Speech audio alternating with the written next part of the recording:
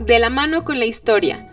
Un paseo por nuestro pasado, hechos, personajes y lugares que forman parte de nuestra identidad. Un programa de divulgación con Julio César Alfonso Ruiz y Emilio García Bonilla. Te invitamos a caminar con nosotros de la mano con la historia. Una producción de Teciutlán FM 90.9 Set Radio, donde Puebla se escucha.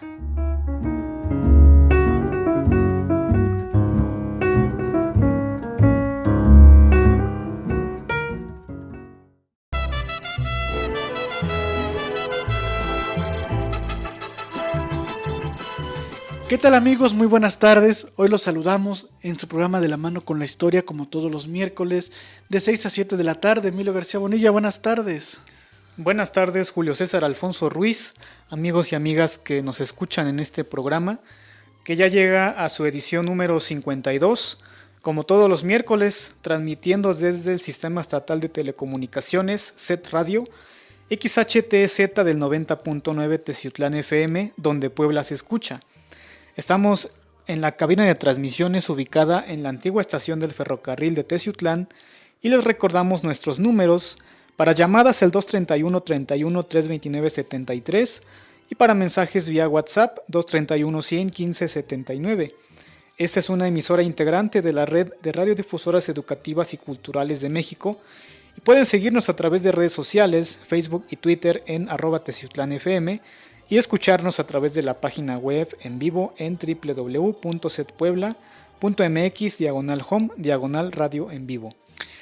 Así es, amigos y amigas, el día de hoy estaremos abordando la primera parte de 3 programas que realizaremos en torno a visitas distinguidas que la ciudad de Teciutlán ha tenido a lo largo del tiempo. Recordemos que las ciudades como la nuestra han tenido una configuración social que ha moldeado los procesos educativos, sociales, económicos, culturales e identitarios que conforman su historia a lo largo de los siglos. Y justamente parte de estos eventos significativos tiene que ver con ciertos personajes que tuvieron cabida en estos territorios, ya sea por un motivo económico, por un motivo político, religioso u de otra índole. Y justamente de ello es importante narrar porque varios de ellos han dado ciertos elementos de descripciones de nuestra ciudad, descripciones que nos dan a entender a nuevos investigadores o nuevos estudiosos de la historia de esta región, de cómo era a lo largo de diversos siglos y a lo largo de diversos años la configuración social, lingüística, gastronómica, orográfica, topográfica, biológica u ecológica, y que ellos lograron detallar en algunos de sus escritos y que a nosotros nos sirve para tratar de reconstruir lo que fue y tratarlo de comparar con lo que es hoy. Quizá una de las primeras visitas de las que se tienen registro gracias a los códices de Misantla y Tuxpan es un recorrido de un importante jefe militar de la parte baja de lo que hoy se conoce como el río Nautla. Y es que justamente Cuauhpopoca, un personaje muy distinguido dentro de la milicia prehispánica y que sería escrito en la historia de la Nueva España o Novohispana como un fiero guerrero que combatiría a los españoles y sería uno de los primeros en decir que los españoles no eran dioses, que también sagraban y que también podían morir, ya que él hizo una persecución desde Nautla hasta las partes altas de la serranía hoy de Puebla y parte de Veracruz, en donde dio muerte a varios españoles, de los cuales envió sus cabezas a Moctezuma, a Templo Mayor de Tenochtitlan, diciendo que no eran dioses, sino que también morían.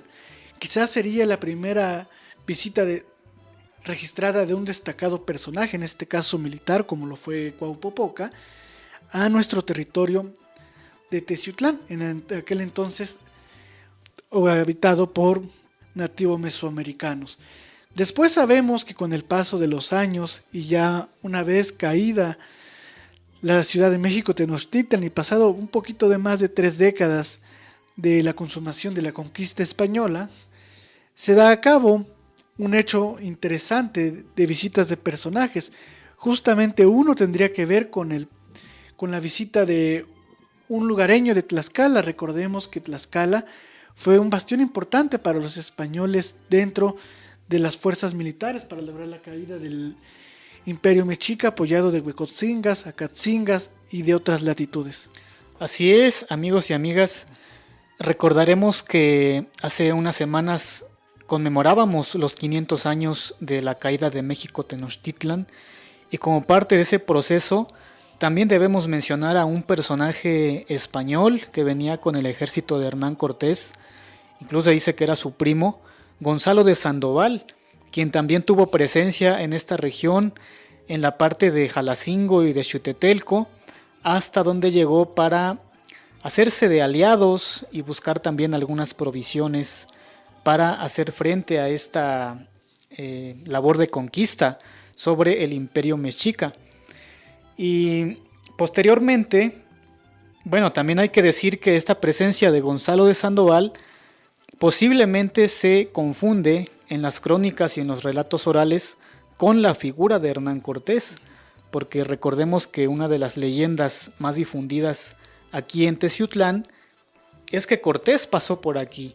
Incluso se han mencionado algunos detalles tratando de hacer más grande el relato, como aquel regalo de la gallina con sus polluelos de oro que recibió en Mezcalcuautla, lo cual es muy difícil de sostener porque pues ya tenemos un poquito de mayor información respecto de los años anteriores y sabemos ya con toda seguridad que ninguna de las rutas de Cortés pasó por Teciutlán. Pero sí, como digo, sí estuvo por acá el capitán Gonzalo de Sandoval.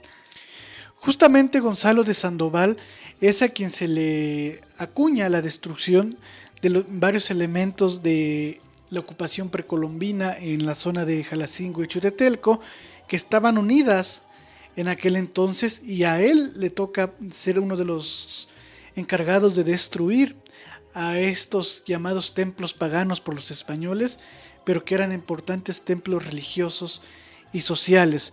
Ojo, con esto no quiero decir que estaban alineados a los cuatro señoríos, como también se ha querido mencionar, o que incluso visitantes de todas las culturas mesoamericanas que estuvieron por esta región, cosa que tampoco es sostenible. Pero lo que sí nos queda claro es de que Gonzalo de Sandoval fue uno de los encargados de destruir la evidencia material de ocupación humana en los territorios de Jalacingo y Xutetelco. Incluso se encuentran escritos y narrados en diversos apuntes de investigadores, viajeros y cronistas. Así es, estas acciones de destrucción en contra de los vestigios prehispánicos, como una forma de imponer la conquista y también como de simbolizar que pues los ganadores, los triunfadores eran los llegados de Europa.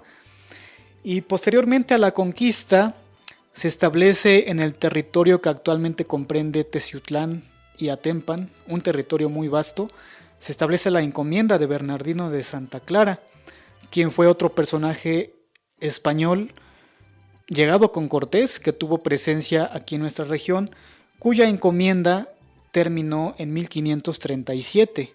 A partir de ese momento, Teciutlán empieza a desarrollarse más como una población, también desmintiendo el mito de que Teciutlán se funda en 1552, ya había presencia desde años antes, como ya lo digo, y también uno de estos personajes que llegan a Teciutlán antes de 1552 fue un noble tlaxcalteca llamado Don Francisco, quien llegó para investigar a los gobernantes locales por órdenes del virrey Antonio de Mendoza. Esta visita la realizó este personaje en 1544, porque también hay que señalar que los mandatarios españoles en esos años, antes de que hubiera mayores regulaciones, cometían muchos abusos en contra de los indígenas. Incluso algunos los maltrataban, los castigaban con castigos físicos, les imponían tributos muy excesivos, e incluso los sometían incluso a trabajos como de esclavitud. Y por eso es que los gobernantes, en este caso el primer virrey don Antonio de Mendoza, es que manda a este personaje de la corte de Tlaxcala a supervisar estas acciones de las autoridades locales. Así es, amigos y amigas, y justamente uno de los hechos con mayor documentación repetida consecutivamente, pues es la fundación de nuestra ciudad de Teciutlán, un 15 de marzo de 1552, cerca del mediodía, en lo que hoy es conocido como el atrio de la iglesia catedral, y que dicho acto fue realizado por el visitador Diego Ramírez de Mendoza, del cual también le tocó visitar otras latitudes de esta región, como lo fue Jalapa y otras ciudades cercanas, a las cuales les dio la fundación hispánica. Si bien ya había ocupación hispánica en estas zonas, esto oficializaba ya su incorporación dentro de la cartografía virreinal. Esto fue muy significativo porque con ello también Teciutlán empezó a tener mayores responsabilidades al tener que pagar mayores impuestos, al tener que pagar los diezmos para la Iglesia Católica, y con ello también se fue incrementando la ocupación hispánica en esta ciudad. Así es muy simbólica esta presencia de Diego Ramírez y Mendoza.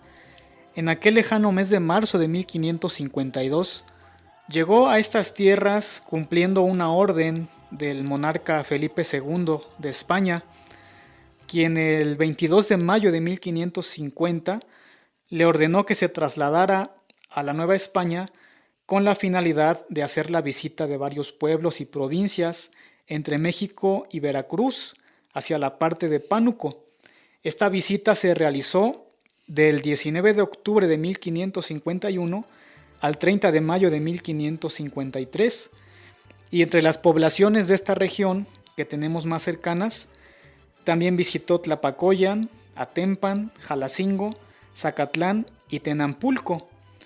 Y como ya lo mencionas, Julio, y como nuestros amigos recordarán, fue el 15 de marzo de 1552 cuando este personaje hizo la delimitación de los territorios que conformarían esta nueva cabecera de nombre Teciutlán, con sus pueblos sujetos que todos conocemos como los 4 señoríos. Y asimismo, en los años posteriores, también tenemos una visita muy interesante de otro personaje de nombre Fray Alonso de la Mota y Escobar. Este señor era obispo de Tlaxcala, pero para ese momento, para el año 1608, el obispado de Tlaxcala ya tenía su cabecera en Puebla. Entonces, Alonso de la Mota no llegó de Tlaxcala, sino que llegó de Puebla y realizó un recorrido muy vasto por toda la región. Lo interesante de él es que dejó anotado como una especie de diario de viaje de todos los lugares que iba visitando en esta labor pastoral, porque al ser obispo, él también se dedicó a realizar bautizos y confirmaciones a todos estos pueblos que fue recorriendo. Realmente este personaje fue muy importante porque también antes había sido ya obispo de Guadalajara y después ya fue obispo de Tlaxcala con sede en Puebla, y hasta su muerte en 1625 realizó 12 visitas foráneas y una urbana. En una época, estoy hablando de 1608 a 1624, en la que los caminos pues eran muy malos, no había medios de comunicación, todos los viajes eran a pie o a caballo, y también las poblaciones que visitaba pues eran algunas muy pequeñas, solo de unas cuantas casas, y él tenía que dormir en esos lugares, que comer en esos lugares. Y también este señor Alonso de la Mota, un aspecto importante y a destacar es que él hablaba náhuatl, entonces a eso también le facilitó la comunicación con los nativos de estas regiones, y también para registrar estos nombres de lugares que él fue visitando. Tenemos, por ejemplo, que el 27 de octubre de 1608 él llegó a Tlatlauquitepec, y entre las cosas que él nos refiere, nos menciona que es de temple frío y de grandes montañas y neblinas. Aseméjase mucho a la tierra de Vizcaya y sus montañas. Es tierra fértil y se da mucho maíz, pero lo que aquí se da con gran abundancia son las manzanas. de muchas diferencias y en diversos tiempos del año. También nos dice que aquí en Tlatlauquitepec, para esos años, para 1608, había una gran cantidad de nueces de Castilla, muy buenas. Se dan muchas guindas que llegan a madurar muy bien. Estas guindas que él llama así son los que nosotros conocemos como capulines.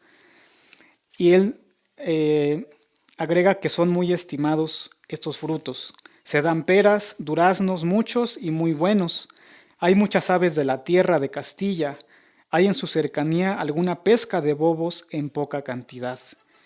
Después de que estuvo en Tlatlauqui, llegó a Teciutlán el 4 de noviembre de 1608 y nos dice que fui a comer al pueblo de Teciutlán, hasta el cual hay 4 leguas de malísimo camino de serranía y malos pasos. Pasé por un pueblo que se llama Atenpa, a 1 legua de Tlatlauquitepec y sujeto a su doctrina. Es de la corona real, como lo es también Teciutlán, doctrina de clérigo. Nos refiere que para entonces ya había más de 400 vecinos naturales, es decir, nativos, del mismo temple, tierras y montañas que Tlatlauquitepec, y se dan las mismas frutas y tienen los indios las mismas granjerías. Es fértil de maíz. Hay 2 o 3 españoles vecinos, tiene corregidor de por sí. Confirmé e hice plática en su lengua a los naturales y fueron confirmados. Entre españoles e indios, 342. Esto es lo que nos menciona en sus memoriales el obispo Fray Alonso de la Mota en aquel lejano año, 1608, cuando anduvo aquí por Teciutlán.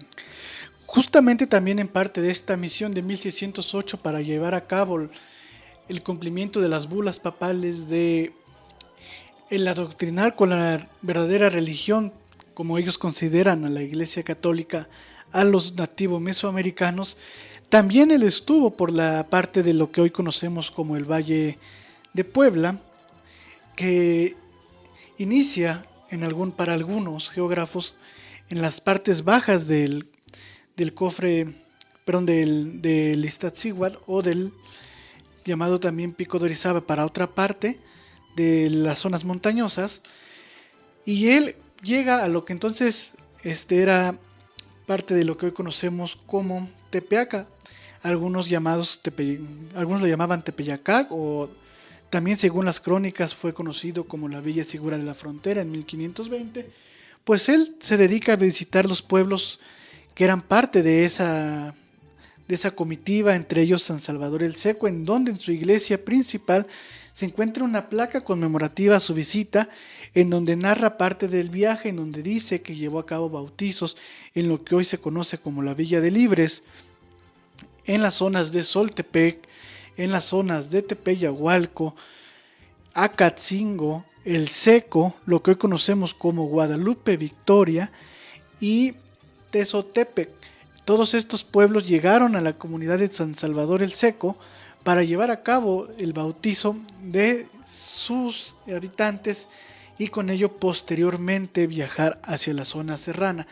También algo que nos da mucho de las señas Alonso de la Mota es que Teciutlán tenía sometidos a pueblos bajo su doctrina como lo que es Mezcalcuautla, Chignautla, incluso llegando hasta Huitamalco, que venían hasta este punto de la serranía para recibir los favores clérigos de Teciutlán. Entonces es muy interesante cómo sus crónicas también han permitido conocer la lengua que se hablaba aquí en la región, que era la lengua mexicana o náhuatl, y no la que muchos han querido argumentar de que se hablaba zapoteco, mazateco y totonaco, que otomí, cosa que no es cierto, porque a los primeros años de la conquista de la Mota nos dice que en su visita era náhuatl, e incluso lo que se conoce que se habla náhuatl. Entonces esto es algo muy importante, nos da detalles etnográficos como ahora los conocemos de esta región. Aunque él, después de estar en Teciutlán, llegó hasta Jalacingo y también visitó las poblaciones actuales de Atzalan y Altotonga. Lo que sí menciona y que sí llama la atención en cuanto a las lenguas es que dice que en Atzalan, únicamente en Atzalan, sí se hablaba el totonaco. Pues bien, amigos, andando el tiempo, llegamos al siglo XVIII y tenemos otro personaje que llega aquí a Teciutlán. Él procedía o era originario de España, se llamaba Blas Clavijero. Él llegó a estas tierras con el nombramiento de alcalde mayor en el año 1734. Uno de sus hijos, Francisco Javier Clavijero, llegaría a ser un destacado personaje de la orden de los jesuitas. Él fue filósofo, fue historiador, fue lingüista, realizó incluso algunas investigaciones arqueológicas en aquellos años todavía muy limitadas en cuanto a las técnicas que se conocían y al conocimiento, pero fue de los pioneros. Lo interesante es que Francisco Javier Clavijero llegó a Teciutlán acompañado de su familia, acompañando a su padre, a la edad de 3 años. Y aquí se puede decir que de aquí, de Teciutlán, tuvo sus primeros recuerdos de su infancia. Y también se menciona que gracias a la convivencia que él tuvo con niños indígenas de esta región, es que él aprendió algunas bases de náhuatl. De tal forma que ya siendo un adolescente y cuando ya estudia en colegios de la ciudad de Puebla, Francisco Javier Clavijero ya sabía un poco más de náhuatl, además de que ya había aprendido otomí y mixteco, porque después su padre también fue alcalde mayor en una población de Oaxaca, de la Mixteca, y también hasta ese lugar viajó Francisco Javier Clavijero. Pero ahí tenemos a otro de los personajes destacados que estuvieron aquí en Teciutlán. Justamente debemos recordarles, amigos y amigas, que la figura del alcalde mayor sería el equivalente a la autoridad municipal de esta época y que era encargado de distribuir la cuestión de los impuestos y llevarlos hacia las zonas de recaudación, principalmente Teciutlán vinculado con Jalapa y el fuerte San Carlos de Perote ya casi al final del periodo novohispano.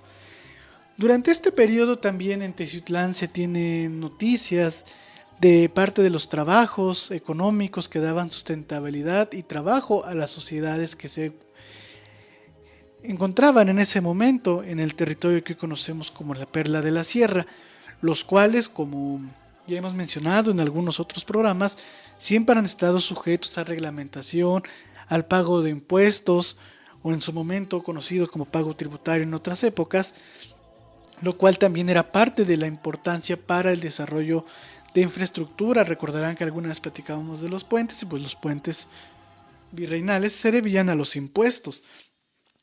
Y justamente en los impuestos era donde la corona española sufría mucho de lo que hoy podemos llamar corrupción en tiempos modernos, y era la alteración en los pesos de la venta de ciertos productos.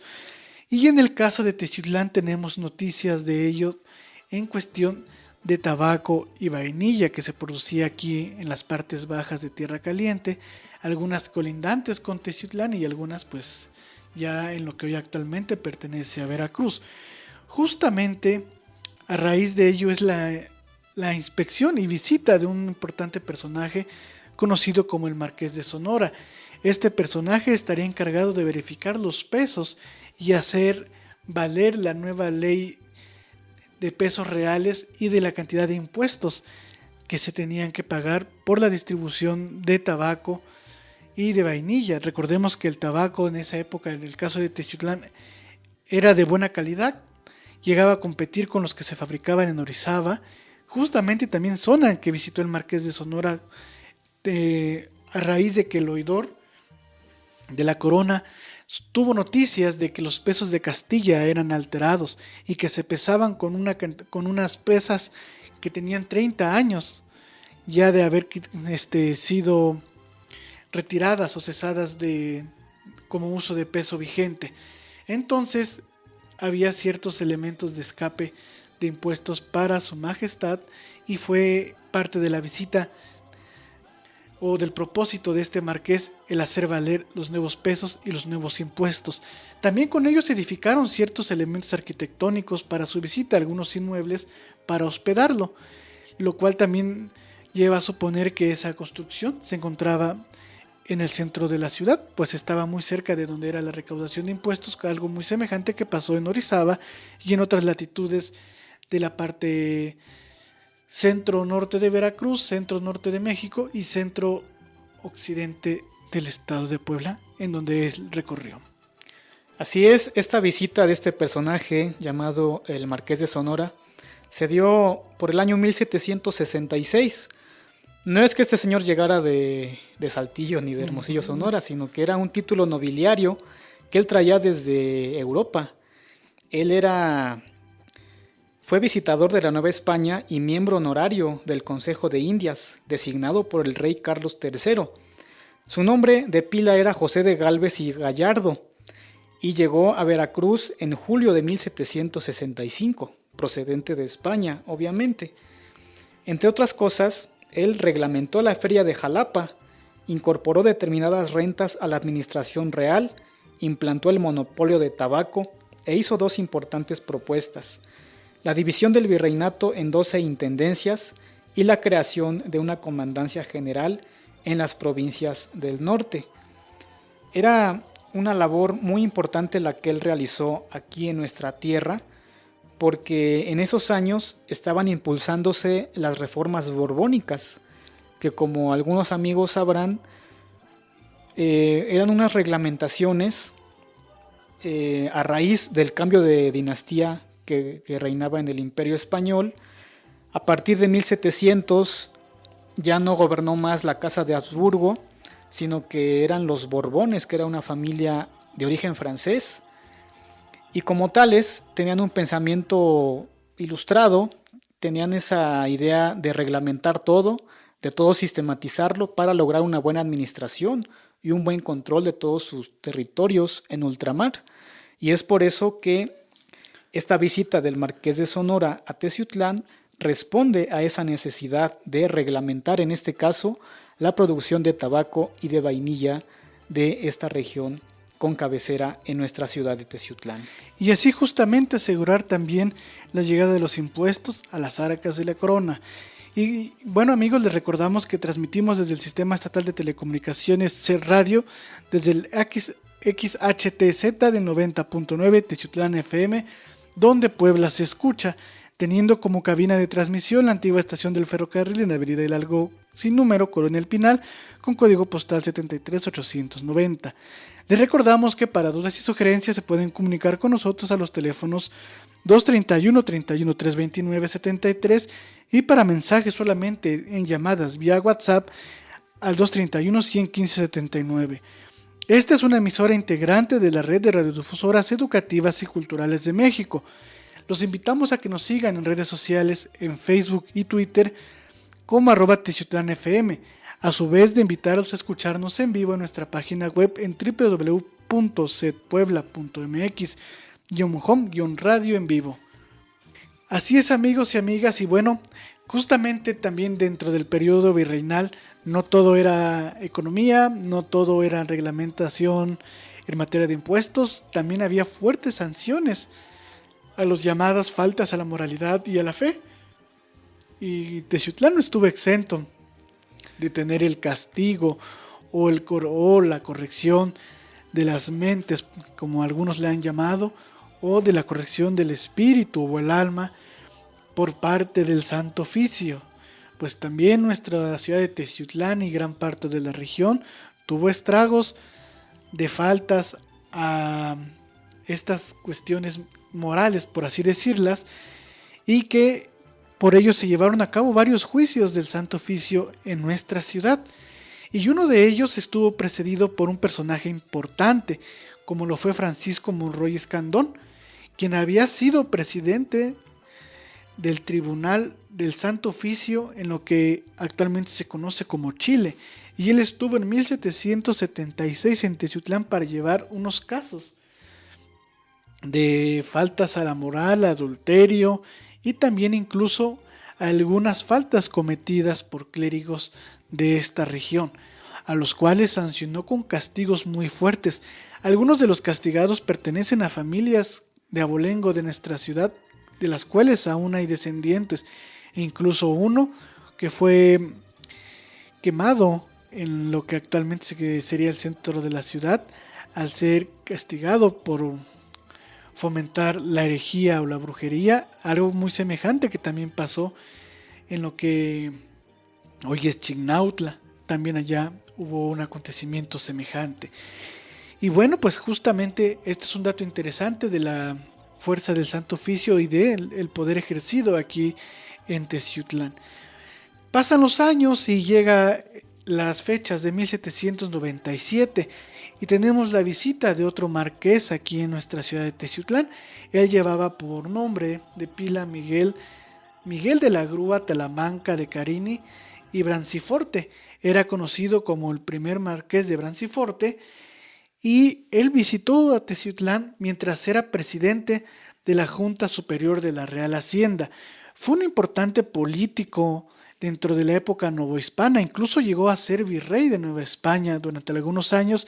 Él murió en Francia, pero durante su estancia en Teciutlán vino a regular algunas cuestiones de impuestos y vino incluso a darle apoyo a varios presidentes, lo que serían presidentes actualmente, o en aquel entonces llamados alcaldes mayores, como el de Teciutlán, que incluso lo benefició con infraestructura de caminos y de apoyo para la reconstrucción de algunos templos eclesiásticos de lo que hoy conocemos como Teciutlán. Y bueno, es interesante que este personaje haya estado en Teciutlán antes de ser virrey. Así es, amigos y amigas, como se darán cuenta, hasta Teciutlán han llegado destacados personajes en diferentes ámbitos y que de alguna forma u otra han determinado el rumbo que ha seguido nuestra ciudad. Otro de los personajes que también me gustaría comentar y que es pocas veces mencionada su presencia en esta región es el santo Fray Junípero Serra, de origen español. Él era un fraile franciscano. Recientemente fue canonizado en el año 2015 por el Papa Francisco, pero él, como parte de su labor de evangelización, llegó a las costas de Veracruz en diciembre de 1749, acompañado de 20 misioneros franciscanos. Su primera misión la realizó en Jalpan, en la Sierra Gorda de Querétaro, en donde estuvo 9 años. Posteriormente, realizó algunos recorridos por el centro del país y fue a finales de 1763 cuando pasó por Teciutlán, acompañado de 5 frailes. Como vestigio de esta presencia de franciscanos es que se construyó la capilla de San Francisco de Asís en el barrio de Ahuehuetitán, hoy por todos conocido como barrio de San Francisco, allá por la parte norte del centro de la ciudad. De la misma forma, fue gracias a esta labor evangelizadora que se fundó la Venerable Orden Tercera, integrada por laicos. A esta Orden Tercera de franciscanos, en septiembre de 1764, ingresó el carpintero Ignacio José Miranda, quien sería posteriormente el responsable de la construcción del Santuario del Carmen.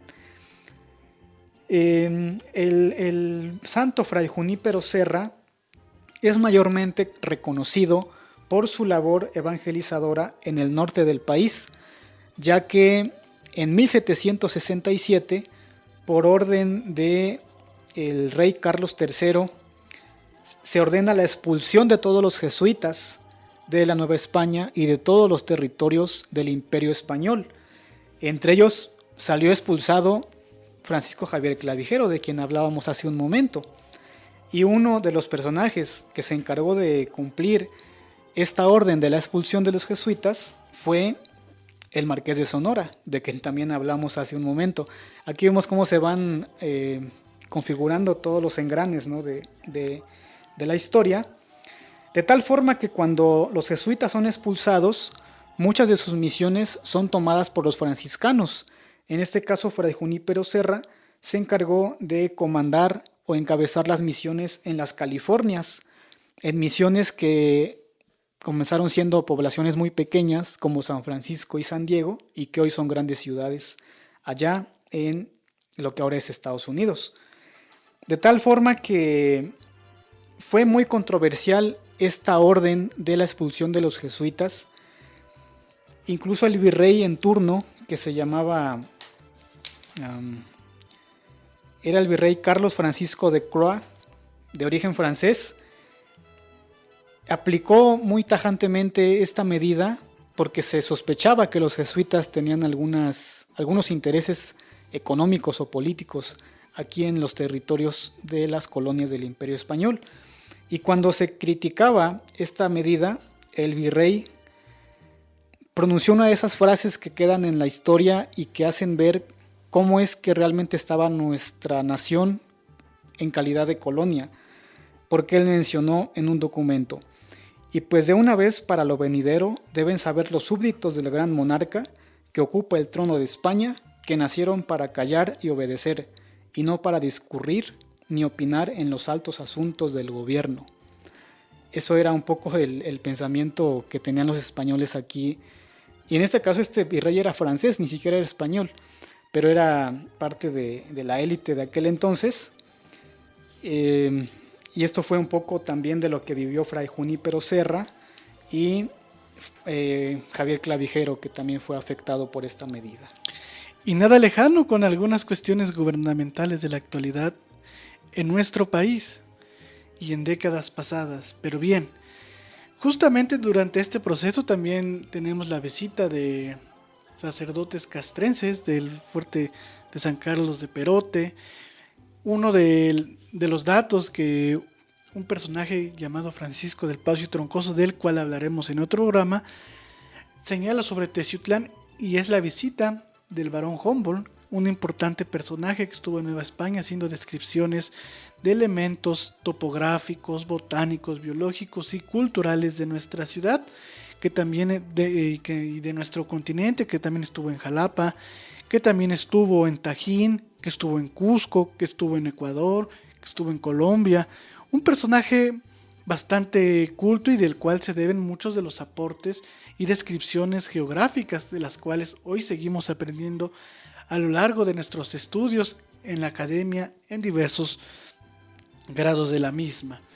Y bueno, este personaje fue alguien muy importante, que incluso fue base de muchos de los estudios arqueológicos en la primera década del siglo XIX, y que muchos de sus informes aún siguen siendo retomados por la academia porque dan detalles muy interesantes de cómo era la composición geográfica y geomorfológica de las épocas, y que dan a entender cómo era también la composición cultural de su momento. Así es, el barón Humboldt, de origen prusiano, en aquel entonces no existía Alemania, él se llamaba Reino de Prusia, llegó a Nueva España en 1803 y partió de nuevo hacia Europa en 1804. Como bien lo dices, Julio, recorrió buena parte del continente americano, incluyendo algunos puntos de Estados Unidos. Y, por ejemplo, él, cuando pasó por Jalapa, en 1804, él bautizó a esta ciudad como la ciudad de las flores, porque le llamó mucho la atención esta condición de la naturaleza allá en la capital de Veracruz. Y a él se le puede considerar como el prototipo de los exploradores, o el primer explorador con un interés científico en visitar todos estos territorios. Y vaya, llama la atención que quizás en algún momento pasara por Teciutlán, o al menos por la región, y que también en algunos de sus apuntes debe haber alguna referencia a estas tierras. Y bien, andando el tiempo, se consuma la independencia en 1821, próximamente a cumplirse 200 años, y es en ese año precisamente cuando aquí en Teciutlán se emprende la reconstrucción del derruido templo parroquial de la Virgen de la Asunción, lo que hoy conocemos como la Catedral de Teciutlán. Y cabe mencionar, como lo comentábamos en un programa anterior, que en 1819 esta construcción religiosa sufrió un incendio catastrófico que prácticamente redujo a cenizas esta iglesia. 2 años después, como digo, en 1821, el cura párroco responsable empieza los trabajos para la reconstrucción, prácticamente desde sus cimientos, y encargan esta labor a un reconocido arquitecto y artista poblano, el señor José Manso y Jaramillo, quien era un impulsor de la arquitectura neoclásica en la ciudad de Puebla, fundador de la Academia de Bellas Artes de Puebla, y quien en 1819, 2 años antes de llegar a Teciutlán, él había concluido el ciprés de la Catedral de Puebla. Cuando se hace cargo de estos trabajos del templo parroquial de Teciutlán, seguramente él estuvo aquí durante algún tiempo, aunque se tienen noticias que en 1825 viajó para Europa con el objetivo de realizar estudios, ya que fue comisionado por el gobierno de México y regresó 2 años después, en 1827. Vivió todavía para ver su obra concluida, la conclusión de la construcción de este templo parroquial de Teciutlán, que se consagró en 1840. Y como también nuestros amigos recordarán, que se ha mencionado en este programa, esa construcción originalmente se proyectó sin torres, ya que existía una torre exenta en un extremo del atrio y no se vio necesario en ese momento que se construyeran más torres para albergar más campanas. Pero es otro de los personajes que estuvo en Teciutlán y que fue un reconocido arquitecto y artista de origen poblano por esos años. Además, también tenemos visitas de militares importantes en nuestra comarca. Una de ellas ocurrió el 21 de enero de 1814 y se tiene noticias de que el entonces militar realista, el general José Rafael Almendaro, que como bien señalaba era un destacado militar que estuvo peleando en el fuerte de Cartagena y que fue encargado de su defensa en algún momento contra las fuerzas del general Páez allá en el sur del continente. Él estuvo aquí en Teciutlán dándole cacería a los insurgentes en las comunidades de Jalacingo, Alto Tonga y Chiutetelco con bastante éxito durante su estadía por aquí, para posteriormente dirigirse hacia la zona de Tepeyagualco, Perote y Jalapa para evitar la caída del Real y Fuerte de San Carlos de Perote, el cual sí ocurrió años más tarde, pero que él fue el encargado de disipar algunas de esas fuerzas insurgentes e inmorales, como él señalaba, de esta región, y que llegó por ser un destacado militar tras sus triunfos en Cartagena contra Páez, por ejemplo. Y bueno, él estuvo aquí en Teciutlán dándoles los servicios a la corona para emancipar a las fuerzas insurgentes de nuestra región. Así es, y hablando de militares, tampoco podemos dejar de mencionar al jefe militar, el general José Antonio Mejía, quien, como ya le hemos mencionado en varias ocasiones también, él llegó a Teciutlán en marzo de 1839. A principios de ese año, junto con el general José Urrea, se había levantado en armas en Tampico en contra de la dictadura centralista de Anastasio Bustamante, quien era apoyado por Antonio López de Santa Anna. Después de atravesar la Huasteca, pasando por Zacapuaxtla, Mejía llegó a esta ciudad al frente de una fuerza considerable de cientos de hombres de la región que se adhirieron a su causa, estableciendo su campamento o su cuartel general en esta población por algunas semanas.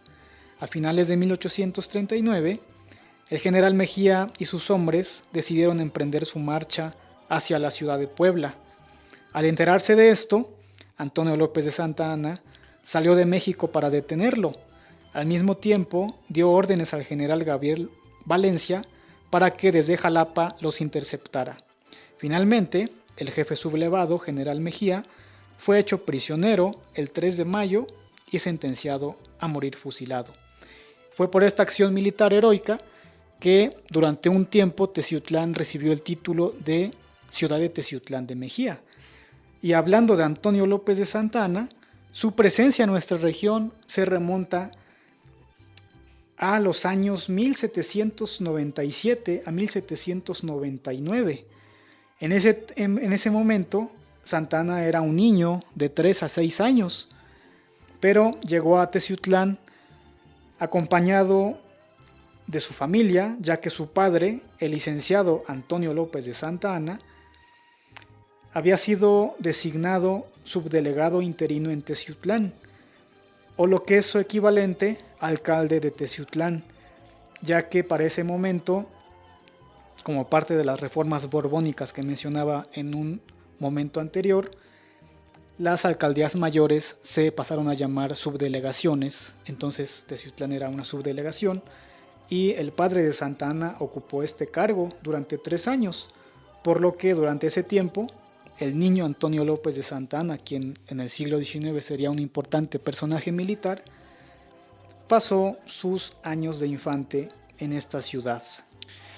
A su vez también se tienen datos de visitas de Santa Anna espontáneamente o esporádicamente a lo largo de diversos años de su juventud, visitando estos terruños por amistades que con los años iría fomentando. Incluso hay algunas correspondencias con personajes de Teciutlán y de la región, que también años más tarde serían destacados militares en bandos muy curiosos. Y a su vez también él, por ejemplo, tendría alguna serie de correspondencia con lo que actualmente conocemos como la cárcel municipal, y del cual ya hablamos en algún momento, que era el Hospital Morelos, en donde en el archivo de ese edificio se encuentra una carta en donde él informa la necesidad de atender bien al entonces primer presidente de México, Guadalupe Victoria, o quien fuera el primer presidente de México, Guadalupe Victoria, para posteriormente ser trasladado hacia el fuerte de San Carlos tras enfermar allá en su hacienda del Jobo, lo que hoy conocemos como Tlapacoyan. Y justamente este personaje, Guadalupe Victoria, también estuvo aquí en Teciutlán durante algún tiempo, estuvo como bien de salud en esta región. Incluso hay una propiedad que se le adjunta a él, que actualmente es un restaurante conocido como el Café Plaza, en donde en uno de sus pilares aún se puede leer algunos datos sobre este personaje, un hombre principalmente, y que él pasaría algún tiempo por acá. Incluso se dice, y existe una documentación en uno de los libros dedicados a su vida, de que uno de los cambios de su testamento se celebró aquí en Teciutlán. Él estuvo, como señalaba, aquí en el Hospital Morelos, delicado de salud, para posteriormente ser trasladado al fuerte de San Carlos de Perote, en donde su vida ya no tendría más que dar para nuestro país. Así es, también es importante, como dices Julio, esta presencia del general Guadalupe Victoria en esta región, ya que él adquiere la hacienda del Jobo en Tlapacoyan desde diciembre de 1825. Siendo el presidente de la República, él compra esta propiedad porque a él le gustaba el estado de Veracruz. Aunque él era originario de Durango, él se sentía veracruzano porque en ese territorio libró sus principales batallas del lado de los insurgentes durante la Guerra de Independencia. Y entre sus amigos obviamente estaba Antonio López de Santa Anna. Quizás en algún momento llegaron a coincidir ambos personajes aquí en Teciutlán, en esa propiedad que tú mencionas, Julio, que era un mesón en el actual cruce de las calles 16 de septiembre e Hidalgo, en pleno centro de la ciudad.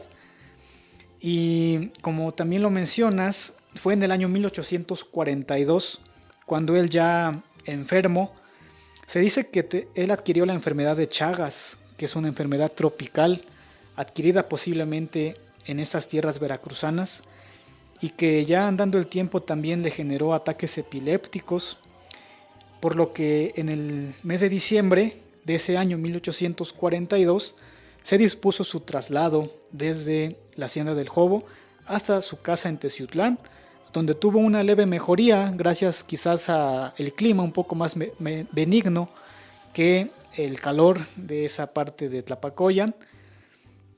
Reformó su testamento a favor de un señor de nombre Francisco de Paula López, que dicen que en realidad fue su hijo ilegítimo. Esa es una de las hipótesis, pero también se habla que fue un aprovechado porque vio la oportunidad de un Guadalupe Victoria ya muy enfermo, que ya no tenía lucidez, y le hizo firmar esa reforma a su testamento en el año 1842. En febrero del año siguiente se le traslada a la fortaleza de San Carlos en Perote, donde finalmente fallece el 21 de marzo de 1843. Y bueno, amigos y amigas, pues como podrán ver en esta primera parte de los 3 programas dedicados a visitas de distinguidos personajes a nuestra ciudad, podemos darnos cuenta de la importancia que Teciutlán ha tenido a lo largo de los años y que con ello también estos personajes, muchos de ellos han llegado a ser virreyes, presidentes de la República, santos. Incluso santos y polémicos personajes militares como Antonio López de Santa Anna, 12 veces presidente, y todo un personaje que incluso hasta su pierna con honores se enterraron en una batalla. Y bueno, con ello, amigos y amigas, les damos las gracias del favor de su atención en este programa de la mano con la historia, no sin antes invitarlos a que nos sintonicen la próxima semana de 6 a 7 de la tarde a través de Radio XHTZ del 90.9 Teciutlán FM, donde Puebla se escucha. Emilio García Bonilla, buenas tardes. Buenas tardes, Julio César Alfonso Ruiz. Un gusto nuevamente compartir micrófonos y nos escuchamos la próxima semana.